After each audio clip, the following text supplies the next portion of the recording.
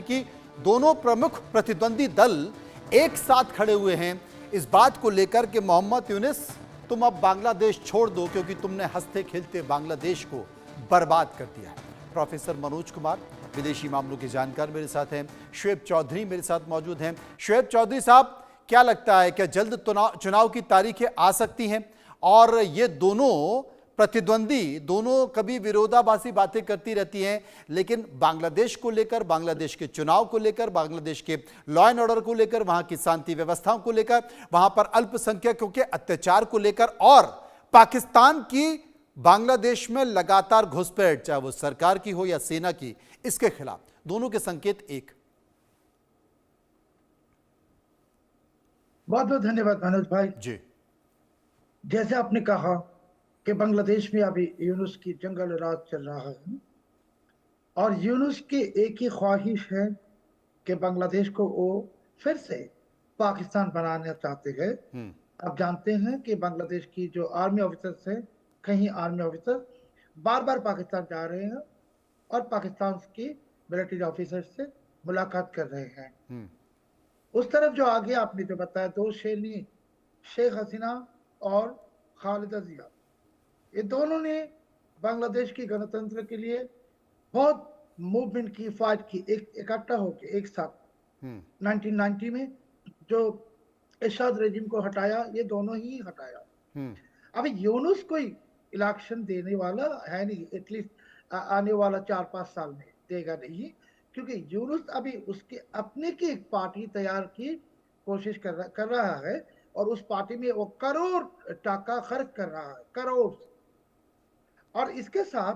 वो बीएनपी के कोई इंपॉर्टेंट लीडर्स को भी खरीदने की कोशिश कर रहा है।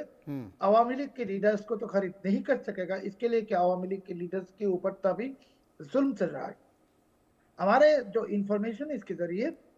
बीएनपी के जो प्रो पाकिस्तान फैक्शन जो लीडर्स है, उन्होंने चुपी से यूनुस के साथ हाथ मिलाए हैं और वो भी नहीं चाहते कि जल्दी जल्दी इलेक्शन हो। ऐसा भी है कि बांग्लादेश में बीएनपी के अंदर ही यूनुस ने खालिदा जिया के खिलाफ और उनके बेटे तारिक रहमान के खिलाफ एक इंटरनल पार्टी के अंदर में एक रिवोल्ट की तैयार करने की कोशिश कर रहा है। इलेक्शन बांग्लादेश में होगा नहीं मनोज भाई, मैं आपको फिर से कहता हूँ, इंडिया न्यूज के सारे दर्शकों को कहता हूँ कि आज एक घटना हुआ है ढाका में कि आज यूनुस ने ढाका में जो एक्टिंग अमेरिकन एम्बेसडर है स्टेसी एंड जैकबसन, उनको बुला के ले गई उसके दफ्तर में और ले जाके कहा कि हमने इतना संसार कर रहा है, ये कर रहा हो, वो कर रहा हो, और इसी वक्त आपने जो पैसा बंद कर दी यूएसएड का, ये जरा ठीक नहीं हुआ। और जब स्टेसी एंड जैकबसन ने उसको साफ साफ कह दी कि यूएसएड का तो वो चीज बंद हो गया, कंपनी पूरी की पूरी चीज को बंद कर दिया डोनाल्ड ट्रंप ने। वो मीटिंग के 1 घंटे के अंदर अंदर ढाका यूनिवर्सिटी के बीच अंदर कैंपस में डोनाल्ड ट्रंप और नेतन्याहू की तस्वीर लगा के और यूनुस के जो छात्र लोग हैं ये इसको देके जूता फेंका और वही वीडियो फिर से समाज जो सोशल मीडिया में जुड़ दिया। सो यूनुस को भी पता चल गया कि ट्रंप की तरफ से कोई इनको कोई फेवर मिलने वाला है नहीं और उनके जो आका थे बाइडेन, ओबामा, क्लिंटन और सोरोस, इनके दिन खत्म हो गया अमेरिका में। ये बड़ा संकेत है। और शुएब साहब, जिस बात का जिक्र आप कर रहे हैं कि ट्रंप और नेतन्याहू का जो वीडियो है वो वहाँ पर यूनिवर्सिटी कैंपस में छात्र संगठन, वो छात्र संगठन जिनका सपोर्ट मोहम्मद यूनुस कर रहे हैं, उन्होंने पूरा कटआउट बनाया और उसके ऊपर जूता फेंका और वो सोशल मीडिया में वायरल आ गया। यानी कि अमेरिका से उनको बहुत ज़्यादा उम्मीद नहीं है। ये वीडियो तब है जब देश के प्रधानमंत्री नरेंद्र मोदी की अमेरिका के राष्ट्रपति डोनाल्ड ट्रंप से मुलाकात होने वाली है और मुलाकात में अगर ये वीडियो सामने आ जाएगा तो संकेत क्या हो सकते हैं? प्रोफेसर मनोज कुमार हमें बताएंगे। देखिए मनोज जी, अभी चौधरी साहब जो बता रहे थे वो बिल्कुल वस्तु स्थिति आज के डेट में बांग्लादेश की, और अभी इसका जो कॉम्प्लिकेशंस जो आने वाले हैं, आने वाले कुछ दिनों में दिखेंगे, क्योंकि आप देख सकते हैं कि अभी 15, 16 और 17 को आपको ओमान में हमारे जो विदेश मंत्री हैं जयशंकर जी, इनकी मीटिंग होने वाली है वहाँ के जो फॉरेन एडवाइजर है नौहीद हुसैन के साथ। तो ऑब्वियस है कि इन सब विषयों पे चर्चा होगी, लेकिन अभी जिस प्रकार से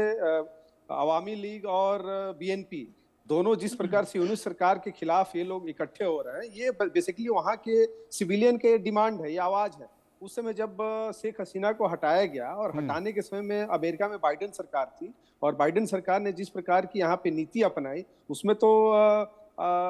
खालिदा जिया ने सपोर्ट किया। लेकिन अब आप जिस प्रकार से पिछले 3-4 महीने में जो यूनुस ने जिस तरीके से एक्ट किया है बांग्लादेश में, वो बांग्लादेश के इतिहास को ही समाप्त करने पर लगे हुए हैं। जो बांग्लादेश का ओरिजिन है उसी को समाप्त करने पर लगे हुए हैं। तो कहीं ना कहीं ये पाकिस्तान के एजेंडे पे पूरी तरीके से काम कर रहे हैं, और उसी के तहत आज ये दोनों चाहे बीएनपी और अवामी लीग के जो लीडर्स और खास करके जो आपस में जो वहाँ के सिविलियन जो उनके पॉलिटिकल एक्टिविस्ट हैं, वो मिल के इनके खिलाफ खड़ा कर रहे हैं। तो मुझे लगता है कि बहुत दिन तक ये टिक नहीं पाएंगे। और जिस प्रकार से अभी ये जो अभी एक डेलीगेशन जो मस्कट में होने वाला है, वहाँ का एक फीडबैक आने वाला है। अमेरिका में अभी प्रधानमंत्री जी कल ट्रंप से मिलने वाले हैं, तो ऑब्वियसली कि साउथ एशिया रीजन में और विशेष करके बांग्लादेश के इश्यूज पे इस पे डिस्कशन करेगा लोग, और फ्यूचर प्लान एक्शन क्या होगा ये आने के बाद से जरूर दिखेगा। क्योंकि इसका सबसे इंपॉर्टेंट कारण ये है कि आज बांग्लादेश एक फेल्ड स्टेट के रूप में जिस प्रकार से वहाँ डे बाई डे हसीना के जाने के बाद से, चाहे लॉ एंड ऑर्डर हो या वहाँ पे जिस प्रकार से महिलाओं के साथ अत्याचार किया जा रहा है, माइनॉरिटीज के ऊपर अत्याचार हो रहा है, हिंदुओं के ऊपर जिस प्रकार से एट्रोसिटी की जा रही है, वहाँ जो बंगाली जो भाषा जो बोलने वाले हैं उनके ऊपर एट्रोसिटी की जा रही है। तो इसका एक पूरा चेन है, और इस चेन में यूनुस सरकार पूरी तरीके से फेल हो चुकी है, और पूरा विश्व इस चीज को देख रहा है। और जो भी विश्व के जो भी इंटरेस्ट ग्रुप हैं, और खास करके भारत, इस पे बहुत दिन तक चुप रहने वाला नहीं है। क्योंकि हम सब जानते हैं कि अंतर्राष्ट्रीय राजनीति में समय का बहुत ही इंपॉर्टेंट रोल होता है, और भारत उसी समय का इंतजार कर रहा है कि इसमें हम क्या आगे कदम लें। और ऑब्वियस है कि यूनुस कभी भी चुनाव कराने के पक्ष में नहीं है, और अभी जिस प्रकार से हमारे जो एक्सपर्ट बता रहे थे कि वो एक पॉलिटिकल पार्टी बना के वहाँ पे फंडिंग कर रहे हैं, तो आप समझ सकते हैं उसके पीछे का उनका वेस्टेड इंटरेस्ट क्या है। कि एक इंटरिम गवर्नमेंट के एक कार्यवाहक हेड ऑफ द इंस्टीट्यूशन होने के बावजूद से वो किस प्रकार से वहाँ के रिसोर्सेज को यूज कर रहे हैं। तो मुझे लगता है कि आने वाले समय में ये विद इन 1 वीक में बांग्लादेश में और भी उग्र होंगे आंदोलन, और जो उनका जो इंडिपेंडेंस डे जब जिस दिन होने वाला उसके पहले कुछ ना कुछ इस पे इंटरनली पॉलिटिकली जो भी होगा वहाँ पे एक बहुत ही मैसिव प्रोटेस्ट होगा, और उसमें यूनुस सरकार को जिस तरीके से आए थे उसी तरीके से उनको जाना भी पड़ेगा। बिल्कुल। शोएब चौधरी बता रहे कि जिस तरीके से अमेरिकी दूतावास से तमाम अधिकारियों को बुला के संकेत दिया कि भाई हम संघर्ष कर रहे हैं, आपने जो हमारी एड है वो बंद कर दी, उसे आप चालू कीजिए।